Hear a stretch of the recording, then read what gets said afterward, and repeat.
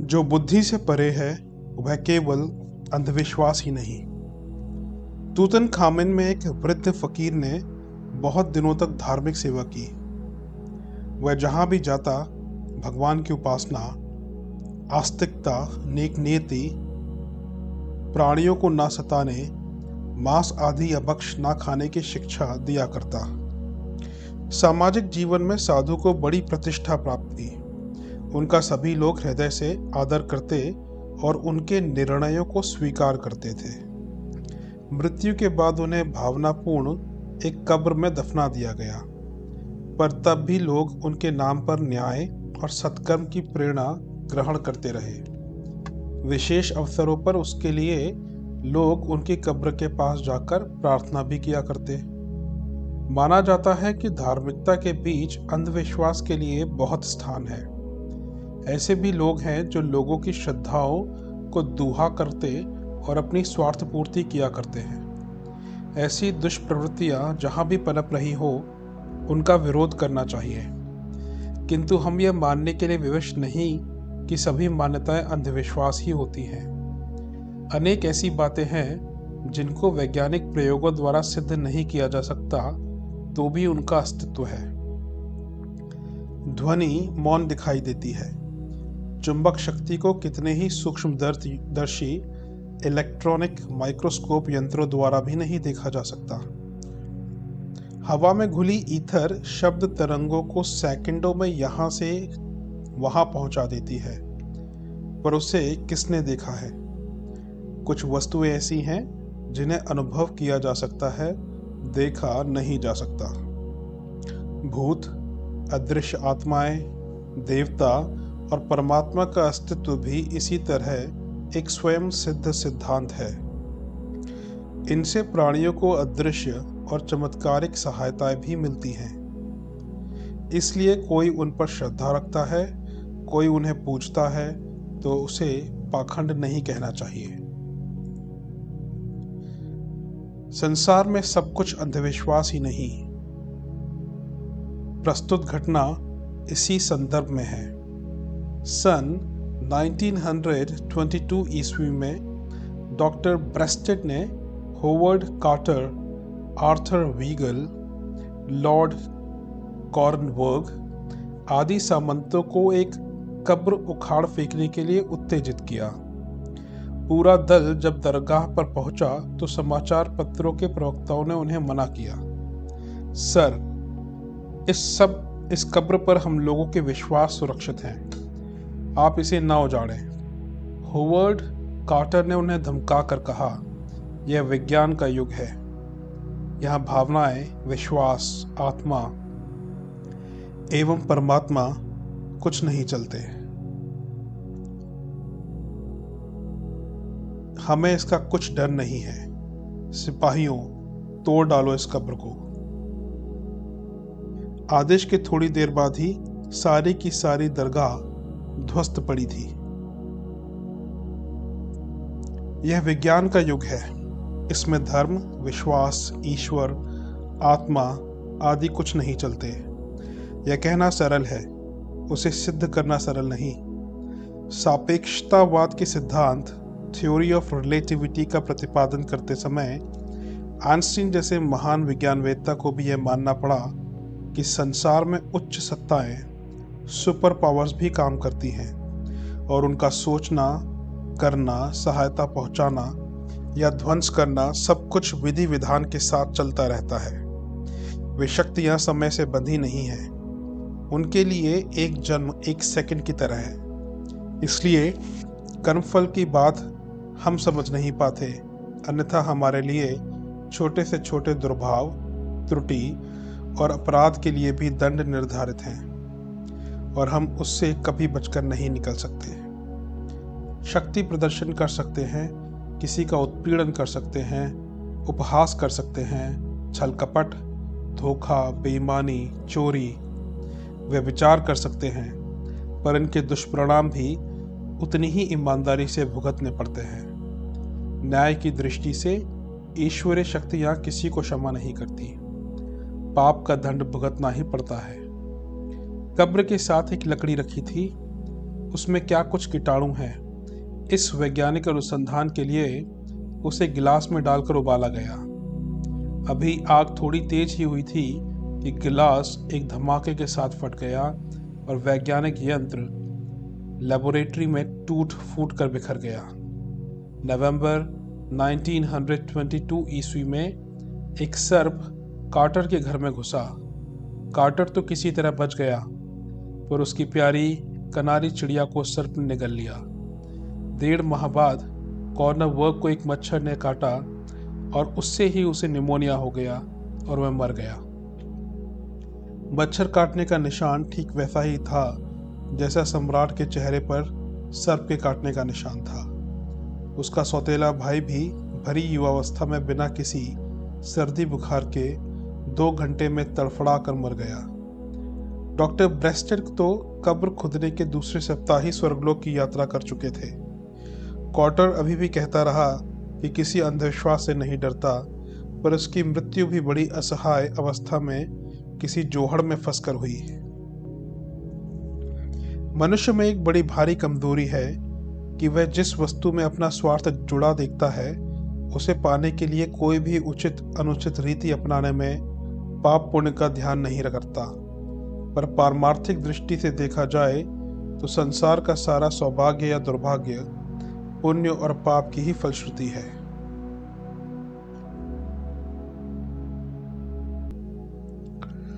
अपने स्वार्थ को पीछे हटाकर जब हम दूसरों की जरूरतमंदों की सेवा और आवश्यकता को प्राथमिकता देने लगते हैं, तो उससे अपना आपा ही संतुष्ट नहीं होता, वरन जिसे लाभ मिल रहा है उसका भावात्मक आशीर्वाद भी मिलता है। लोग उस अदृश्य सहानुभूति को पहचानते नहीं, पर वह है बड़ी भरी समर्थ। पुण्यों की प्रतिक्रिया ही सौभाग्य बनकर मनुष्य को सुख देती है। हम भारतीयों ने आदिकाल से ही इसका रसास्वादन किया है और परमार्थ को ही असली स्वार्थ का महत्व दिया है। इसी तरह जब अपनी तृष्णा, वासना, भोग और अहंकार की पूर्ति के लिए दूसरों की सुख सुविधा का विचार न करके छीना झपटी, शोषण, अपहरण, रिश्वत, चोरी, डकैती, कत्ल आदि करते हैं, तो लोग स्थूल रूप से दंड से बच गए और लाभान्वित हुए दिखाई देते हैं। पर पाप कर्म के साथ भावनाओं की विभत्सता भी ऋण विद्युत की तरह समर्थ तत्व है। उसके झटके से मनुष्य बच नहीं सकता। कई बार कारण समझ में न आने पर भी दुर्भाग्यग्रस्त लोग भगवान को कोसते देखे जाते हैं, पर प्रत्यक्ष या अप्रत्यक्ष रूप से वह पाप का ही परिणाम होता है। इसलिए सुख सौभाग्य की कामना करने वाले अनेक लोग कभी भूल कर भी दूसरे का जी नहीं दुखाते। वे सदैव ऐसे नेक और भलाई के काम करते हैं जिनसे दूसरों के आशीर्वाद और भावात्मक सहानुभूति मिले। जिन लोगों ने सन 1914 ईस्वी के प्रथम विश्व युद्ध का इतिहास पढ़ा है, उन्हें पता होगा कि वह कितना भयंकर युद्ध हुआ था। 2 करोड़ व्यक्ति मारे गए थे और अरबों की संपत्ति नष्ट हुई थी। सच पूछा जाए तो इस विश्व युद्ध की शुरुआत किसी अभिशाप के कारण हुई। वह घटना भी अपने आप में पूरा एक धार्मिक इतिहास है। यह बताता है कि संसार में सब कुछ अंधविश्वास ही नहीं, अपितु ऐसी शक्तियां भी हैं जो अदृश्य होकर भी बड़ी समर्थ है, और ये संयोग वैक्योग के रूप में परिलक्षित भी होती रहती हैं। ऑस्ट्रिया के युवराज ऑर्क ड्यूक फ्रांस फर्डिनेंड और उनकी पत्नी डचेस होहेनबुर्ग ने बोस्निया में एक आलीशान कार बनवाई। 6 सवारियों के बैठने योग्य इस टूरिंग कार के निर्माण के लिए गरीब लोगों को उत्पीड़ित कर पैसा लिया गया। मजदूरों से दिन रात काम कराकर बेगार में कार बनवाई गई। हजारों लोगों की आहों से अभिशापित लाल रंग की यह कार बहुत ही खूबसूरत बनी, पर उस सौंदर्य में क्या दुर्दैव छिपा था, वह सामंतवादी आंखें परख ना सकी। प्रकाश, विद्युत, ध्वनि, चुंबक आदि शक्तियों का वैज्ञानिक अनुमान नहीं लगा पा रहे थे। परमाणु शक्ति ने तो इन महाशक्तियों को भी पीछे कर दिया। पर अभी ऐसी शक्तियां भी हैं जो जड़ परमाणु से करोड़ों गुना अधिक शक्तिशाली हैं, और वे हैं मानवीय चेतना की शक्तियां, गुण, ज्ञान और भावनाओं की शक्तियां। भावनाओं की प्रबलता पत्थर में भी आग लगा सकती है। जब किसी निरपराध को सताया या दंडित किया जाता है, जब किसी को छला व धोखा दिया जाता है, तब भावनाओं से निकली हुई आह में वह शक्ति होती है जो शाप बनकर लगती और ध्वंस करके छोड़ती है। आज जो लोग सामाजिक जीवन में ऐसी विषमताएं पैदा कर रहे हैं, वे भी दुखी, पीड़ित और दलित आत्माओं के अभिशाप से इसी प्रकार बच नहीं सकते। 28 जून 1914 ईस्वी को कार एक शाही रंग ढंग में अपने मालिकों को लेकर बोस्निया के गवर्नर के महल से निकली। युवराज फर्डिनेंड अपनी धर्मपत्नी के साथ ऐंठ और अभिमान के साथ उसमें बैठे थे। सेराजेवो नगर अभी काफी दूर था कि बीच में ही हवा की तरह सनसनाता हुआ एक बम कार की बगल में आकर फटा। कार के साथ चल रहे चारों घुड़सवार अंगरक्षक घायल हो गए। सिपाही आगे बढ़ने की स्थिति में नहीं थे, पर अभिमानी युवराज ने उनकी मरहम पट्टी कराकर फिर आगे बढ़ने को कहा। सेराजेवो आ गया। कार ड्राइवर शहर की एक गली से परिचित था, किंतु न जाने कैसे उसका हाथ अपने आप एक गलत गली में घूम गया। उधर एक मकान में एक युवक हाथ में पिस्तौल लेकर लपका और कार का शीशा तोड़कर हाथ भीतर करके गोलियां दागने लगा। जब तक अंगरक्षक उसे पकड़े, शाही दंपत्ति के प्राण निकल चुके थे। इस घटना ने ही ऑस्ट्रिया के महलों में युद्ध की ज्वाला भड़काई। युवक कोई दक्षिणपंथी था, इसलिए दक्षिणपंथी गुट पर सम्राट ने हमला बोल दिया। तब यह कार सेराजेवो के गवर्नर के महल में थी। इसी महल से 5वीं ऑस्ट्रियन सेना के सेनापति जनरल पोत्योरेक ने युद्ध का संचालन किया। सेनापति ने वह कार अपने कब्जे में ली। ठीक उसके 21वें दिन वह युद्ध हार गया। उसे पदच्युत कर वापस बुला लिया गया। इस सेनापति की मृत्यु वेना के एक भिखारी गृह में हुई। उसके बाद कार का स्वामित्व पाया पोत्योरेक के ही कप्तान ने, किंतु कार में चढ़ते अभी 9 दिन भी नहीं हुए थे कि उसने एक दुर्घटना कर दी। 2 किसानों को कुचलकर कार एक पुलिया से जा टकराई और उसमें से कप्तान भी जिंदा नहीं, मृत लाश निकाली गई। कार को गवर्नर के पास भेज दिया गया। इस बीच युद्ध समाप्त हो गया और युगोस्लाविया का गवर्नर इस कार का मालिक बन गया। कार हाथ में आने के 1 माह के भीतर उसने 5 दुर्घटनाएं की। अंतिम दुर्घटना ऐसी जबरदस्त थी कि उसमें गवर्नर का दाहिना हाथ ही जाता रहा। गवर्नर ने उस बदनाम कार को नष्ट भ्रष्ट कर डालने की आज्ञा दे दी, पर इसी बीच सर्किस नामक एक डॉक्टर ने उसे कुल 1000 रुपये में खरीद लिया। कार के साथ दुर्भाग्य की अफवाह चारों ओर फैल चुकी थी, इसलिए उसके लिए कोई ड्राइवर नहीं मिला। अंत में सर्किस स्वयं ही उसे चलाने लगा और मुश्किल से 3 माह उसका प्रयोग कर सका कि एक रात सड़क पर चलते समय कार ना जाने कैसे लुढ़क गई। आज तक डॉक्टर सर्किस लोगों से शेखी मारता था कि देखो कार कैसी अच्छी चल रही है। अब कहाँ गया उसका भूत।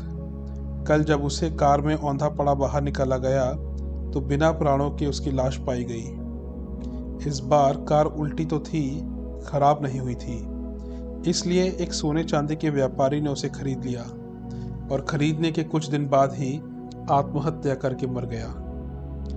इसके बाद कार ने एक और डॉक्टर का स्वामित्व ग्रहण किया।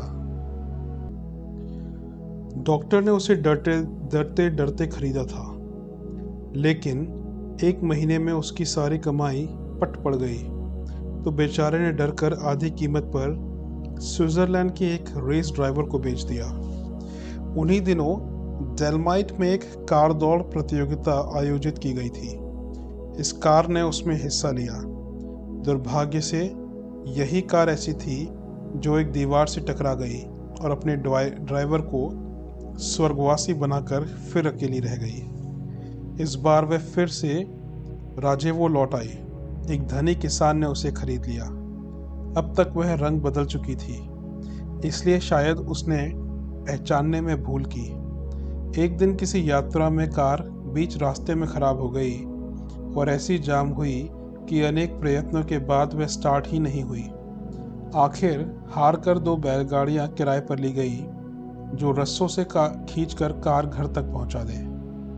मोटे मोटे रस्सों से कार बैलगाड़ी से बांध दी गई, पर अभी गाड़ी 10 गज ही चल पाई थी कि इंजन अपने आप स्टार्ट हो गया।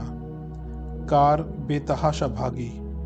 गाड़ी को कुचलकर वह भी औंधी गिरी और अपने मालिक किसान को भी खा गई। इस बार मोटर चकनाचूर हो गई थी, पर दुर्भाग्य अभी भी उसके साथ बंधा रहा।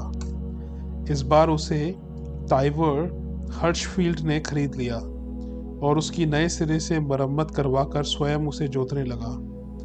कार ऐसी चलने लगी कि लोग भूल गए कि उसके साथ कोई दुर्भाग्य भी जुड़ा है। अदृश्य विधान होने के कारण लोग शीघ्र ही ऐसे बातें भूल जाते हैं, पर सूक्ष्म शक्तियां भी तो अपने अस्तित्व के लिए विवश हैं।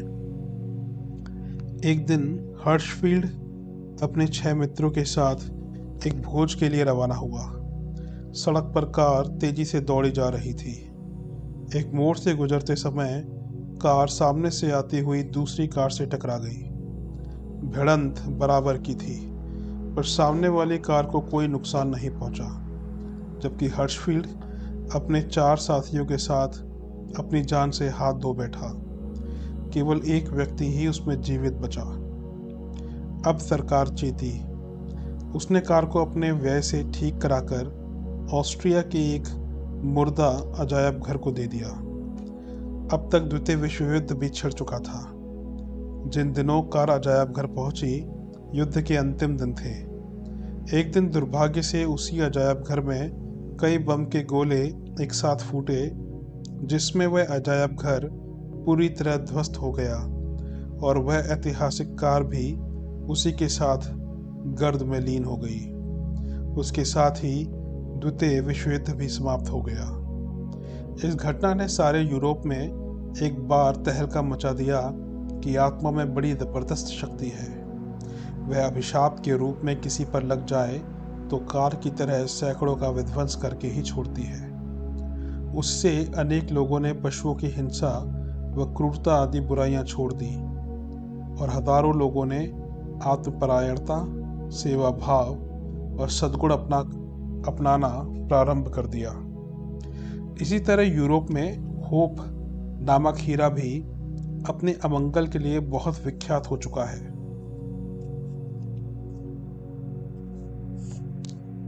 वह जिसके पास भी रहा उसे चैन से नहीं रहने दिया।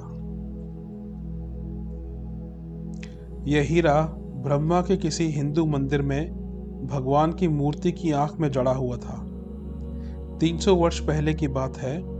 बैप्टिस्ट टवर्नियर नामक अंग्रेज उसे चुरा ले गया। उसने उसे एक जौहरी थॉमस होप को बेच दिया। उसी ने हीरे का नाम होप रखा। हीरे के पहुंचते ही उसका कारोबार ठप हो गया। उसने घबराकर उसे कम दामों में बेच दिया। बाद में वही हीरा वॉशिंगटन, अमेरिका की एक नवयुवती एवलिन मैकलीन रेनल्ड्स ने खरीदा और उसके कुछ दिन बाद ही उसने निंद्रा की गोलियां अधिक मात्रा में लेकर आत्महत्या कर ली। इसके बाद हीरा एंटोइनेट के पास पहुंचा। उसके पहुंचते ही उसके जीवन में झगड़ों की बाढ़ आ गई। अभी वह हीरे को बेचने की ताक में ही था कि उसका सिर काट लिया गया। अब वह हीरा प्रिंसेस द लंबल ने पहना तो उसकी भी हत्या कर दी गई। उसके पास से फॉस नामक एक जौहरी ने यह हीरा चुरा लिया। उसने कुल 7 दिन में आत्महत्या कर ली। तब फॉलीस वर्गर नामक एक ड्रामा करने वाली लड़की ने इसे खरीद लिया। उसने एक दिन ड्रामा करते समय वह हीरा पहना। स्टेज पर चढ़ते ही किसी ने उसे गोली मार दी। स्टॉक मार्केट के प्रमुख उद्योगपति लॉर्ड फ्रांसिस होप ने यह हीरा लेकर अपनी सारी संपत्ति गंवा दी। तब वह हीरा पहुंचा अरब के सुल्तान अब्दुल हमीद के पास। उसे गद्दी से उतार दिया गया। तब इसे श्रीमती वॉल्श मैकलीन ने खरीदा और उसी दिन उनका प्रिय पुत्र मोटर से कुचलकर मारा गया। इस तरह यह हीरा भी सारे यूरोप में अपने अमंगल के लिए सर्वत्र बदनाम हुआ। उपयुक्त घटनाएं ये बताती हैं कि मनुष्य अपनी दुष्टता के परिणाम और जीवनों में ही नहीं भुगतता, वरन वह हाथों हाथ भी दंड पाता है। चोरी, छलकपट, बेईमानी, बेइंसाफी के परिणाम समाज के लिए दुखद होते हैं, व्यक्ति के लिए पतनकारी। इसलिए दोनों की ही भलाई इस बात पर टिकी है कि हम भावनाओं की शक्ति को माने और इस संसार में बुरा कार्य करने का साहस ना करें, अन्यथा किसी भी क्षण हम इस ईश्वरीय शक्तियों के कोप भाजन का कारण बन सकते हैं।